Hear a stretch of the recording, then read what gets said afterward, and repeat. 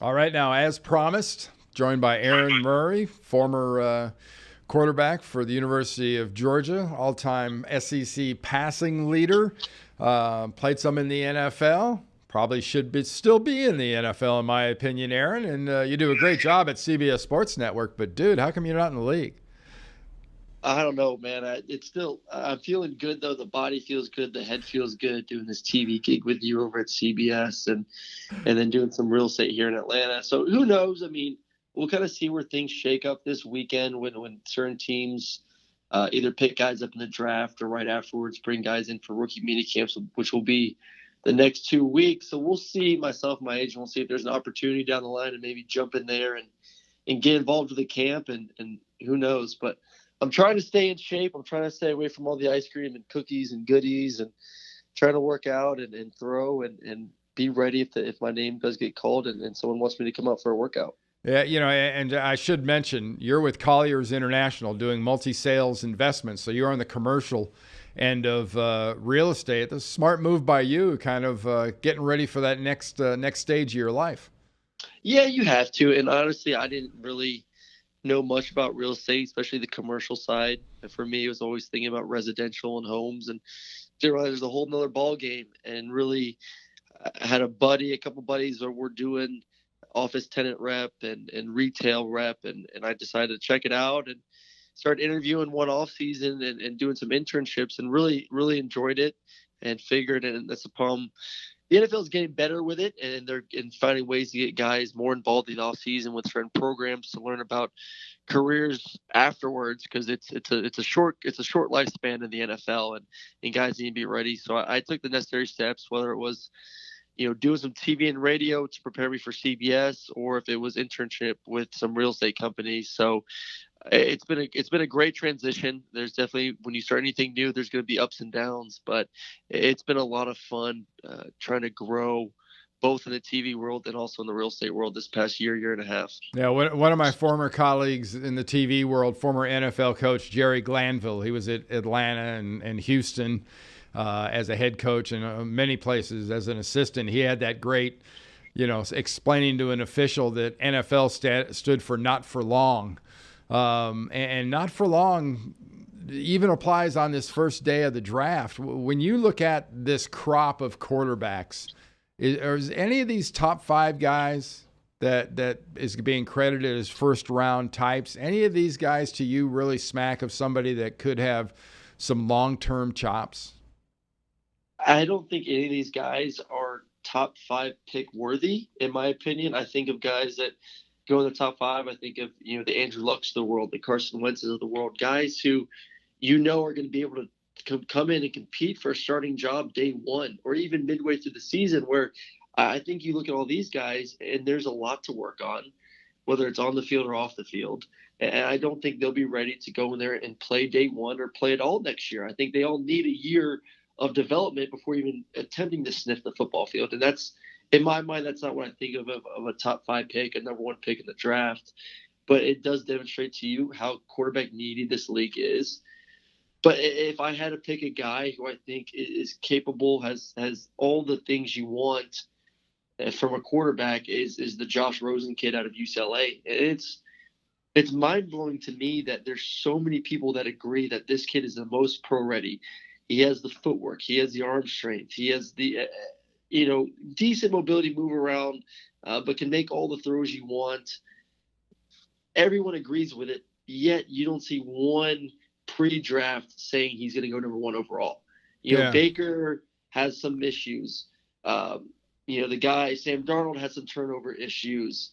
There's just a lot of questions. Josh Allen has accuracy issues. There's a lot of questions. I think with Rosen, there's not a lot of questions.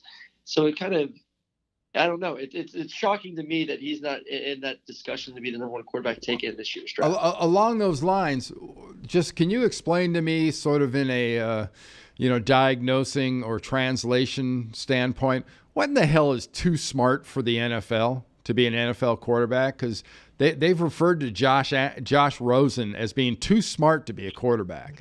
What is that? I don't know. I guess he might have been, crossed off too many check boxes, and you have to hit him somewhere, and he's gonna have to learn pretty early on how to relate to guys and how to be a leader. I think the best quarterbacks aren't the ones that can go out there and make all the throws, but obviously, the guy who can't come in the huddle and command presence. Be able to look every guy in the huddle, all 10 guys around him, and everyone feels like this guy has worked his butt off. This guy has our back. We trust this guy. What he says, we'll do. And he's going to have to work to that. I don't know if it's in him to be that type of leader. So it would be interesting. I was kind of talking with some guys. It'd be fun to see if a team like the Patriots, who have a couple first-round picks, trade up, and maybe if he sneaks into the bottom, half of the, near 9 or 10, or even into the teens, if they sneak up and try to put him and match him up with a Tom Brady, because I think this kid has a lot of great stuff when it comes to being a quarterback. I think if he is with someone that demonstrates on what it takes to love the game, to work hard, to command that leadership, I think he could be a stud in 3 or 4 years. People, when it comes to the NFL, teams and coaches especially, they're usually not lying to you unless their lips are moving. So is it unusual to see the Patriots and specifically Belichick making kind of a big deal about Lamar Jackson, or is that something that you should look at seriously and think that he sees things in him that could be pretty good down the road? I think he thinks of players that are just going to help the guys day one, but he looks way beyond. I mean, you see this with his drafts every year, where he's not even his draft picks, but free agents. I mean, David Andrews, who I had the ability to play with at Georgia, was a great center at Georgia. Coming to the draft, he's undersized. Can he compete? They pick him up, and he's been the starting center for them for 3 years now. He just sees things, qualities in guys, whether it's personality, whether it's work trait, whatever it is, and if they have any kind of ability, he'll take a chance on them. I think it's a character thing, and I agree. I see a lot of talent in Lamar Jackson. Is it going to translate into a great NFL quarterback? I don't know. And as you know, a lot of your success is not only dictated by where you're picked in the draft order, but where you're picked. Most importantly, if you're going to go somewhere that knows how to develop great quarterbacks or great offensive linemen, or are you going to get a chance to even be able to compete, get enough reps to be able to see certain schemes? I think that's a huge, huge thing for these kids. So we'll see if they want to sneak up and get a guy, like I said, Josh Rosen, if he starts to slip, or even Lamar, if he's somewhere in there in the late teens.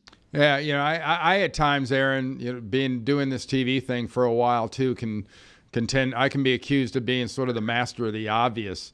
But when you look at these teams that habitually draft in the top 10, if I'm a fan of these teams, how much faith should I have that now suddenly that my guys and my organization can sprout the ability to teach a young quarterback and take care of a young quarterback? Because I saw 2 really, really good young quarterbacks come into the league, David Carr and Tim Couch back in the day. And they got no protection. They were in systems that basically necessitated them to play kind of like from the very beginning, like they were 6-year veterans. And they didn't have offensive lines. They didn't get any, they got beat to death. Well, why should fans think that this won't be a habitually just repeating performance by so many of these teams? Well, you even look at, I want to throw another name out there, a guy from your old team, the San Francisco, Alex Smith. Mm-hmm. You look at his first 4 years in the league, and he's a young guy. He was drafted at 21 years old, and he had a new offensive coordinator every single season. Yeah.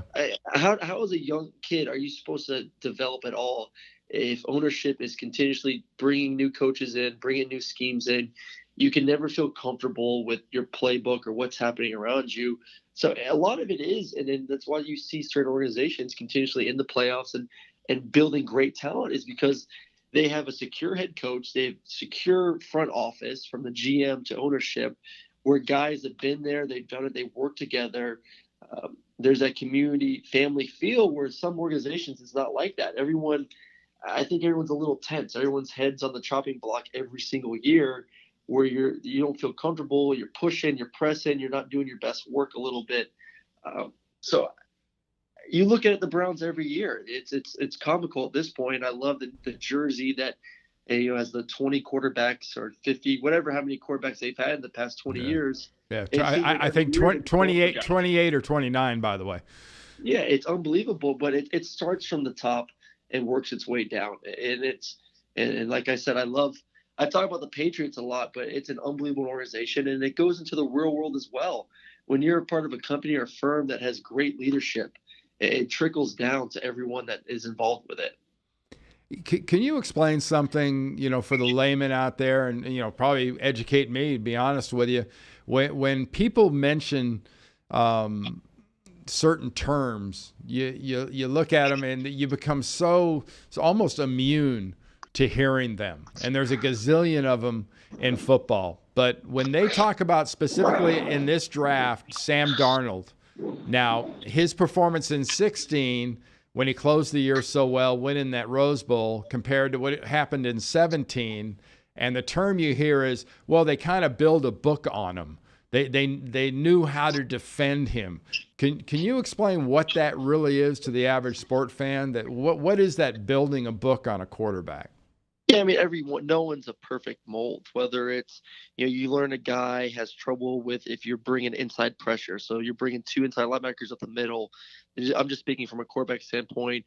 Or if you flush him to the left, he has a tough time rolling out and throwing to his left. So everyone has their tendencies, what they're good on, whether it's throwing quick game or throwing a pretty deep ball or post. So as a defense, you learn, hey, if we put this guy in this situation, if we blitz off the right edge, he tends to get flustered. He tends to lose his balance, and then he becomes inaccurate. And I think you even saw that with a guy like Lamar Jackson 2 years ago, where he turned the tape, and anytime any pressure came, he would lose his balance. He would get squared up to the line of scrimmage, so he's not in a throwing position, and he would take off and run. He didn't trust his ability to maneuver around the pocket, and teams knew that, so they're like, hey, if we want to make him one-dimensional and just run the ball, which actually is very dangerous, but we're going to blitz him, fluster him, and he'll get out of there. He doesn't know how to pick up the blitz. But for him, luckily, you also have to learn what your weaknesses are. And I think Lamar got better at that last year of learning, I need to get better at picking up the blitz. I need to feel more comfortable in the pocket so that these tendencies that I've built on myself, I can correct them and then use that as my advantage when teams want to blitz me. All of a sudden, I'm crushing them in the pass game. Hey, along those lines, Bobby Petrino gets a lot of credit, and rightfully so, that he runs a NFL style offense. You were lucky in that at UGA, you ran an offense that was pretty much a conventional NFL style from a lot of the appearances and personnel. How much of an advantage when you're trying to make that transition to the NFL is having that background?